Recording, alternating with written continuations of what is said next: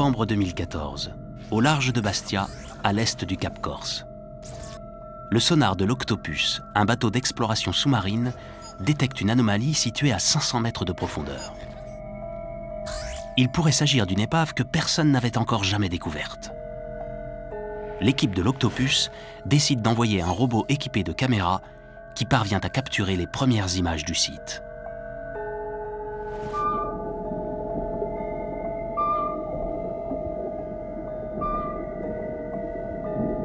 Effectivement, il s'agissait d'une épave très petite et très curieuse, parce qu'au début, on ne comprenait pas du tout. On voyait quelques amphores assez clairement, mais très comme éparpillées. Et au centre, une espèce de tumulus très bizarre avec des grands objets qu'on ne comprenait pas trop bien, rectangulaires. Je n'arrivais pas vraiment à comprendre de quoi il s'agissait. C'est pour ça que je demandais d'essayer de prélever un morceau de ces grosses plaques inconnues. Mais les plaques sont solidement accrochées au fond et semblent être collées les unes aux autres. En utilisant le bras articulé télécommandé, le pilote du robot sous-marin tente alors d'en détacher une pour la remonter à bord et l'analyser.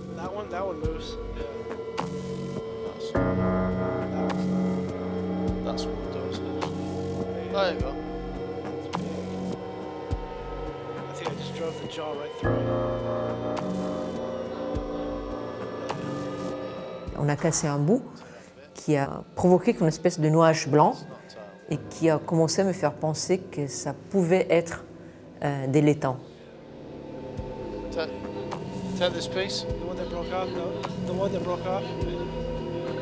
De l'étain. Un matériau qui entre dans la composition du bronze, utilisé dès l'Antiquité pour la vaisselle ou la décoration. Sur les images sous-marines, les lingots d'étain semblent en très mauvais état. On est à 500 mètres de profondeur, il fait froid, la température est très basse et ça attaque l'étang et le transforme, le cristallise. De fait, à part la forme générale du lingot, plus rien est reconnaissable. Même s'il est impossible de les dénombrer avec précision, la quantité de lingots présents sur le site pourrait faire de cette cargaison d'étain la plus importante jamais découverte en Méditerranée. Mais à 500 mètres de profondeur, avec une vase très volatile, les conditions de visibilité ne sont pas optimales. Et après cette première plongée sur l'épave, de nombreuses questions restent sans réponse. De quel type de navire s'agit-il? D'où venait-il? Et quelle était sa destination? Comment expliquer cette cargaison où se mêlent des lingots d'étain, des amphores et de la vaisselle de table? C'était pas évident de comprendre comment il marchait les sites, comment ils fonctionnaient. Et en même temps, c'était frustrant parce qu'on voyait tout était bien conservé. Tout était dans sa disposition d'origine. Pour tenter d'y voir plus clair sur le mystérieux chargement de cette épave unique, les archéologues vont alors lancer une nouvelle mission. Cette fois, ils vont réaliser une série de prises de vue sous-marines destinées à reconstruire l'épave en 3 dimensions.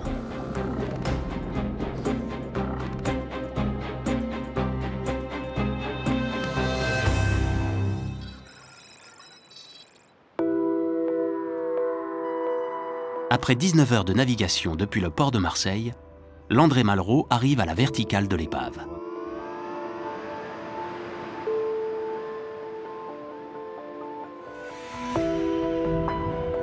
L'équipe d'archéologues prépare le robot Perséo, qui s'apprête à être envoyé à près de 500 mètres de profondeur.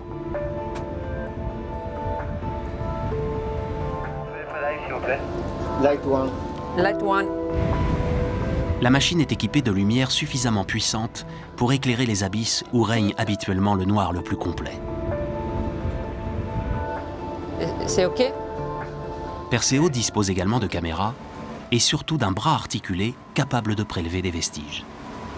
Moteur en avant. Moteur en avant.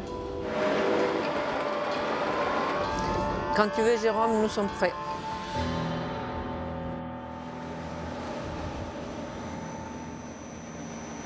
le robot entame sa descente.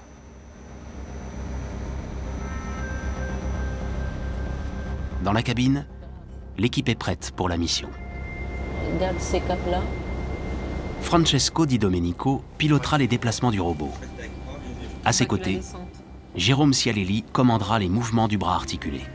Les deux archéologues, Franca Sibecchini, responsable de la mission, et Swen Fontaine, vont diriger l'opération de prélèvement. En disant des mètres, je dirais, pour éviter si on peut...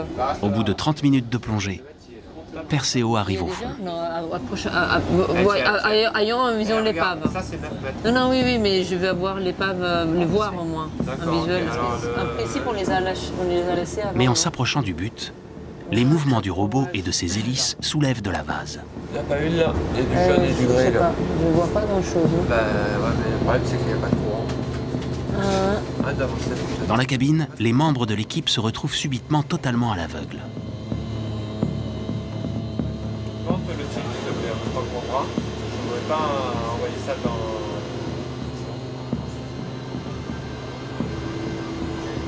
Ouais, à monter. Sans s'approcher au site, on a déjà complètement pourri la visibilité. On était là, et en passant l'aspirateur pour essayer de voir les trucs là, tu as fait du courant artificiel avec Laurent.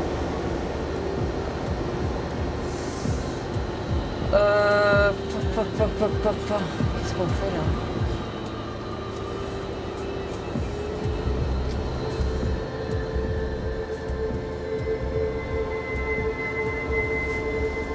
Après plus d'une demi-heure d'attente, la vue se dégage peu à peu, laissant enfin apparaître les premières amphores. Là, il y a beaucoup de... C'est pas ça? Ah, voilà. C'est quoi ça? C'est une amphore? Ok. Ok, on y est. Tu déposes les mires? Les mires sont des barres mesurant précisément 1 mètre. Elles donnent aux archéologues une mesure de référence pour évaluer la taille des amphores ou des autres vestiges et estimer la distance entre 2 points de l'épave.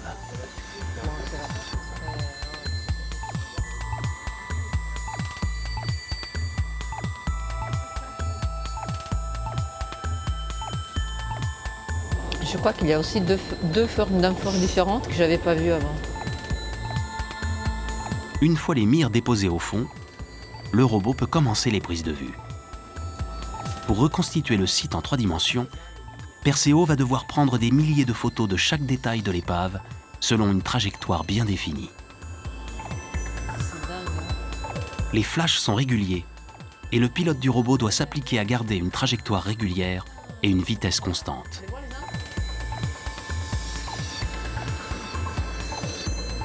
Et fais attention parce qu'il y a des amphores là.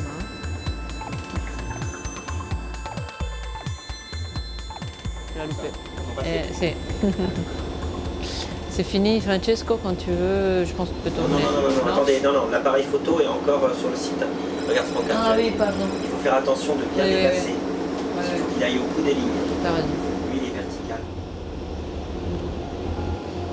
Je pense que là, on va faire, ça va être même joli pour la 3D, par une présentation. Ça va être super parce qu'il y a un peu plus de volume que... Et c'est pour ça que moi j'y tenais à faire la photogrammétrie ici parce que...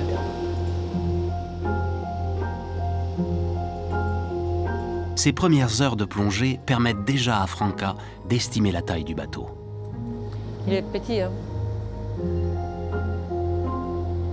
Je pense qu'il fait même pas 20 mètres, il va faire 15, 16 mètres de longueur. Depuis le bateau, Maxime Seguin commence déjà à recueillir les clichés que le robot envoie depuis les profondeurs. Cette technique, appelée photogrammétrie, permettra de recréer une image du site en 3 dimensions. C'était déjà comme ça. Le principe, c'est de prendre une série de photos recouvrantes, c'est-à-dire une série de photos pour lesquelles, d'une image à l'autre, on va retrouver les mêmes éléments pris en photo. Et à partir de ça, on va pouvoir reconstituer la profondeur et donc le volume de ce qui a été pris en photo.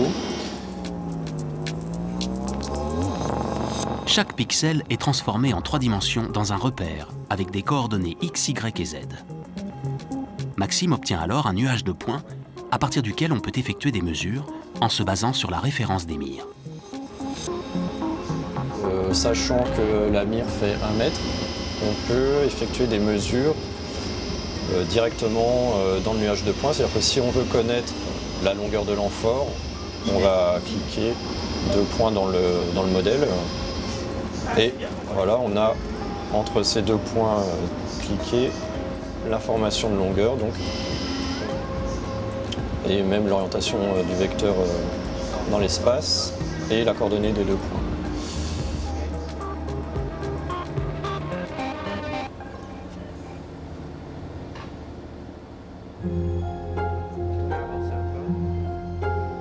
Sinon, je vais faire l'autre.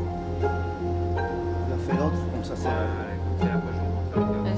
Devant les retours des caméras du robot, Franca et Swen tentent d'identifier le type d'amphore présente sur le site.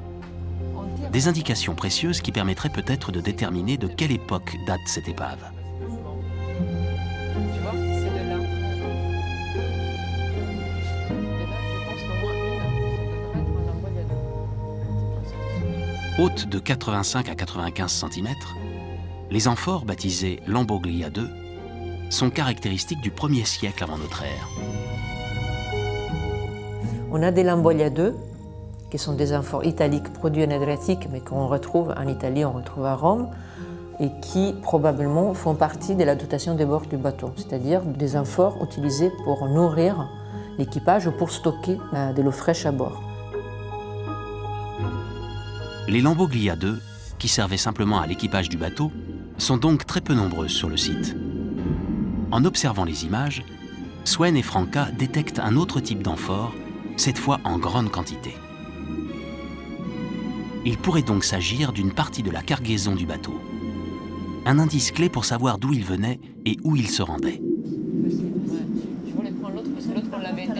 Franca décide donc de tenter un prélèvement. Ah oui, oui, c'est sûr. Mais il s'arrête là. Ça colle plus. C'est des amphores très particuliers, pas très connus. Et donc, je voulais bien avoir les détails de la lèvre et avoir la possibilité de prélever un morceau de pâte, c'est-à-dire de l'argile, pour pouvoir faire des analyses et pouvoir identifier, grâce aux détails morphologiques et aux analyses pétrographiques de l'argile, les possibles ateliers d'origine. Le prélèvement du col d'amphore s'avère délicat. La présence de cette vase très fine qui se disperse dès que le robot s'approche trop près du fond pourrait à nouveau aveugler les caméras des archéologues. Je voudrais prendre un col, si on peut. Ouais, mais par contre, c'est du one shot. Une fois qu'on a choisi, oui. on va tout pourrir, donc on verra plus le reste du site. Donc si, c'est ça. Faut bien réfléchir avant de commencer. Celle-là, effectivement, je pense que c'est plus facile, je sais pas, hein, mais on va essayer. On peut la faire tomber aussi. Hein. Celle qui est à côté de la mire, ouais. Celle-là. Montre-moi. Là, les anses sont là comme ça, là comme ça. D'accord. L'intérieur ne m'intéresse pas. Je ne sais pas comment il a fait à tomber comme ça avec tous les morceaux à l'intérieur. Ouais, mais... Vas-y, comme ça, mais avant, il faut avancer. Francesco doit à présent positionner parfaitement le robot pour que Jérôme parvienne à saisir l'amphore sans la casser. Le tout à près de 500 mètres de profondeur. Ouais, voilà, ils sont dans les jets d'encre. Ça risque d'être un peu loin, c'est pas grave. Ouais. Fais attention, Jérôme, là tu as tous les fils, hein. Ici. Hein. Moi, le bras, c'est pas grave, mais bon, c'est 20 cm. Alors, je vais mettre aussi ça va, faut regarder bien.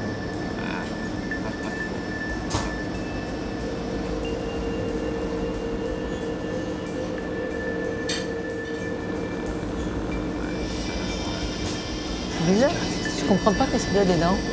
C'est la pense que c'est. Je sais pas, c'est bizarre, elle est très... C'est pas trop mal, hein. Ouais, mais maintenant, je suis presque hors de portée. Hein? C'est pire. Hein. Ah non, c'est pas ça, c'est pas pire, c'est bien, mais par contre, je suis hors de portée. Attends, je sais pas.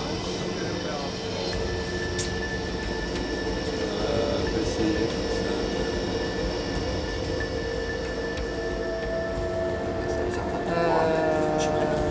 Ouais, non, tu... Celui-là, sur la gauche. Non. Essaye de voler, Faut le faire.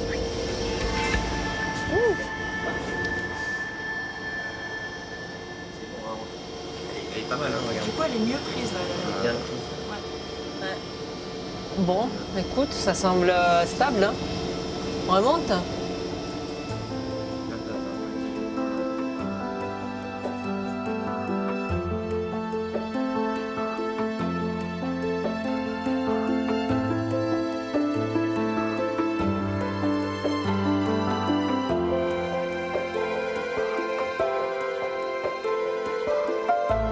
L'amphore remonte doucement vers la surface, maintenu par Jérôme dans la pince du bras articulé. 2000 ans après avoir plongé dans les profondeurs de la Méditerranée, le col d'Amphore s'approche doucement de la surface de l'eau. Cette amphore-là a une pâte très dure, mais très fin.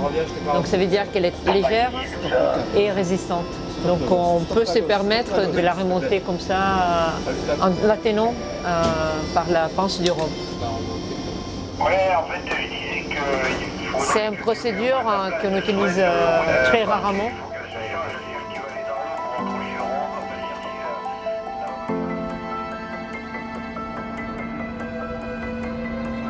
Swen se prépare pour plonger. C'est elle qui va réceptionner le col d'Amphore à la fin de sa remontée pour s'assurer que son arrivée à l'air libre se déroule sans encombre.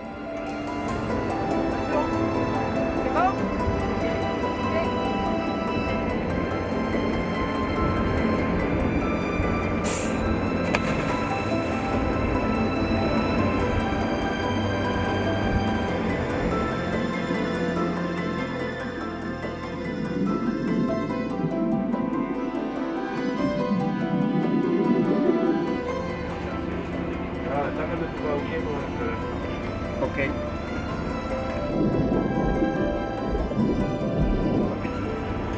Ça, t'as vu le poids que ça fait, hein? Il est 2 kilos, mais alors, Franca, franchement, elle a... Swen revient avec l'amphore.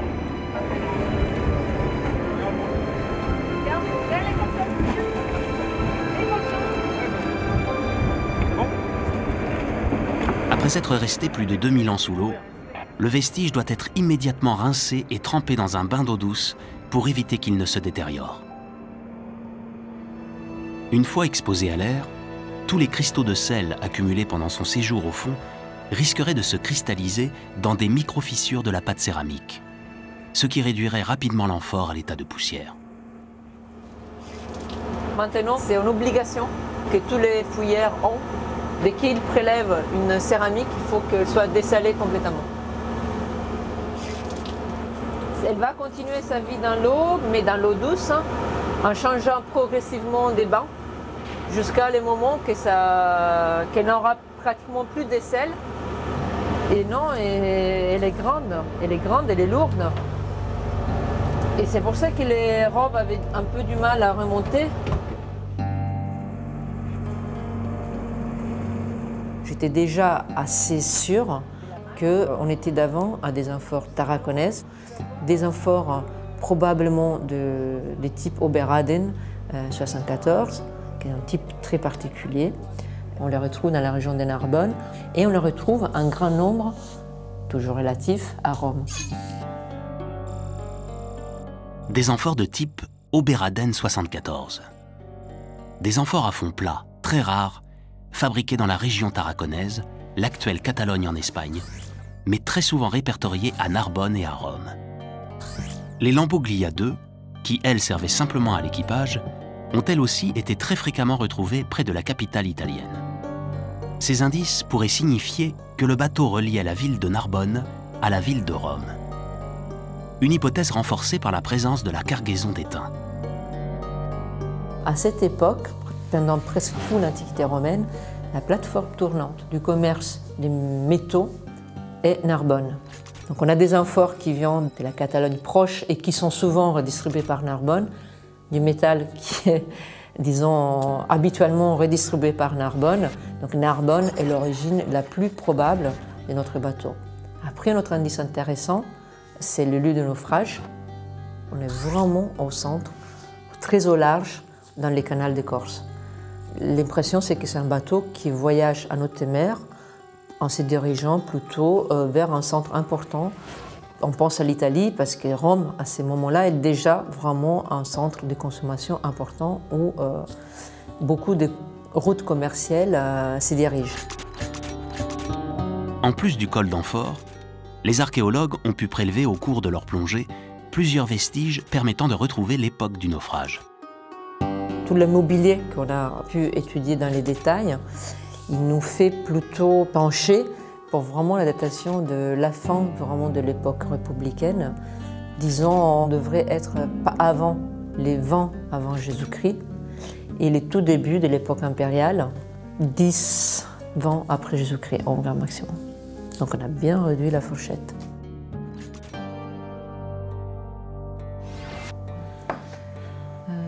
Quelques mois plus tard, Franca retrouve Pierre Poveda, spécialiste de l'architecture navale, qui travaille sur la reconstitution en 3 dimensions de l'épave. C'est pas évident. En tout cas ici, là, on a une belle symétrie entre les deux bords de l'épave, ce qui fait qu'on a la forme du bateau qui apparaît assez nettement. Sous l'eau, les caméras du robot avaient pu filmer des pièces métalliques qui émergent de la vase. Tu as mis les encres. Ouais. Tu les as mis juste dans la position de... Ouais, c'est ça, où on S'ils peut... étaient tombés...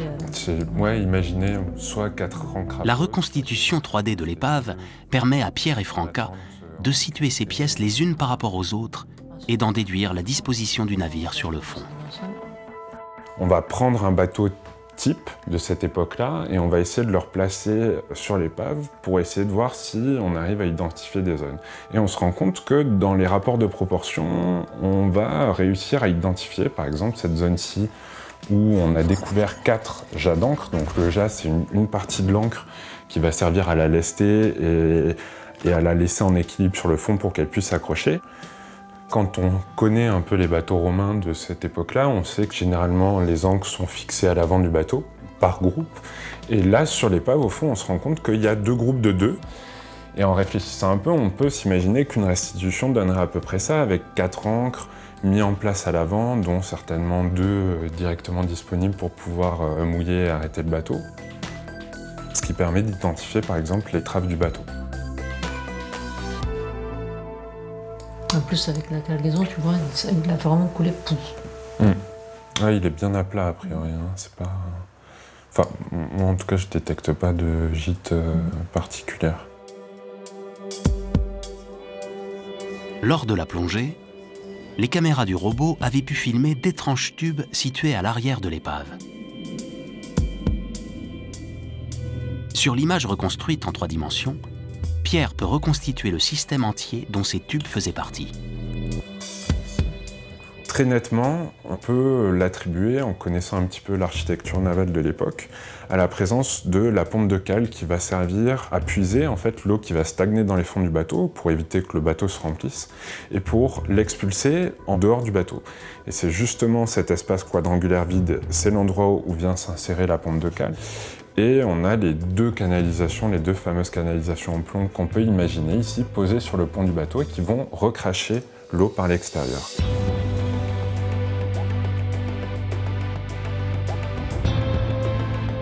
Peu à peu, l'épave commence à révéler ses secrets. Grâce à la reconstitution du bateau, Pierre et Franca peuvent estimer sa taille. Si on regarde, donc là on a l'implantation ici par exemple en rouge de ce qui apparaît de la coque du bateau, la cargaison de lingots, la cargaison d'amphores et plus bas ici les fameux jats d'encre. Et tout cet ensemble définit une implantation minimale du bateau. Et on voit que c'est 5 mètres de large sur 16 mètres de long. Il faut imaginer qu'on a 16 mètres apparents sur le fond, mais que c'est 16 mètres conservés d'un bateau qui devait être quand même un peu plus gros et qui devait faire une vingtaine de mètres de longueur pour 7 mètres de large à peu près. C'est toujours un peu plus grand que ce qui ne paraît à première vue. Plus ça va, plus je me dis que les espaces de vie étaient quand même là-bas. Dans tous les cas, dans ces cas-là, tous les objets appartenus à la vie à bord, les mortiers, les assiettes, 2 des amphores, l'emboîte des 2 les plus anciennes, elles sont toutes ici. On peut estimer qu'il y a un équipage quand même relativement réduit, qui est de l'ordre de 4 à 5 personnes, Peut-être un peu plus, peut-être un peu moins, mais bon, on va dire qu'on est là dans une moyenne à peu près raisonnable a priori, vu la taille du bateau.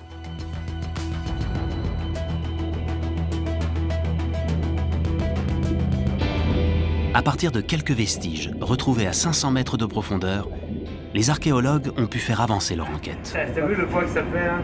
La chronologie d'abord. Le navire date d'une période située entre 20 ans avant Jésus-Christ et 20 ans après. La taille ensuite. Il s'agissait d'un navire en bois d'une vingtaine de mètres de longueur, sur lequel vivaient probablement 4 à 5 hommes d'équipage. Tous les clous qu'on a pu... Il reliait sans doute Narbonne à Rome, chargé d'étain et de vin. Pourquoi a-t-il fait naufrage? Cette question restera sans doute à jamais sans réponse.